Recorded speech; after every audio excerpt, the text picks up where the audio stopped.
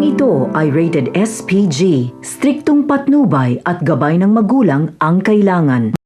Bubulabugin nga nila Tanggol ang ginawang investigasyon nila Rigor at Mando para mailayo si Rigor sa tunay na ginagawa nila Espinas sa loob ng koreksyonal.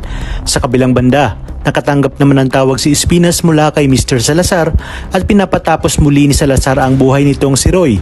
Ayon nga kay Salazar na nagkamalay na si Roy sa ospital at oras na umano para tapusin ang buhay nito. Kaya naman agad na ipinatawag ni Espinas si Tanggol at si Bubbles, bagay na ikinatuwa naman ni Tanggol dahil alam niyang may ipapagawa si Chief Espinas sa labas, kaya naman naisip ni Tanggol na ito na umano ang pagkakataon para makaganti siya sa pumatay kay Mokang.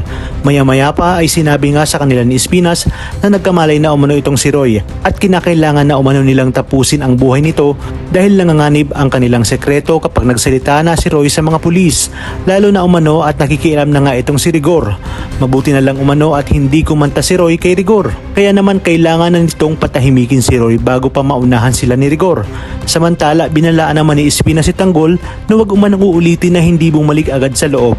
Ayon pa kay Espinas na kapag nagtagumpay sila sa kanilang misyon na patahimikin si Roy ay siya mismo ang tutulong kay Tanggol para hanapin ang asawa ni Mokang.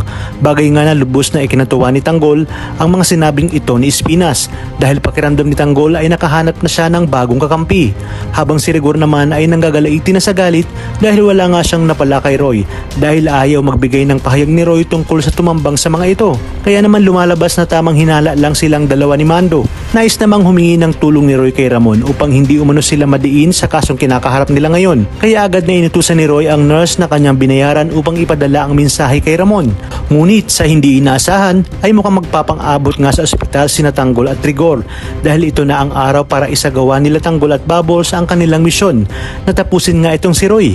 Sa inyong palagay, dito na kaya malalaman ni Rigor ang buong katotohanan o magagawan pa rin ito ng paraan ni Tanggol?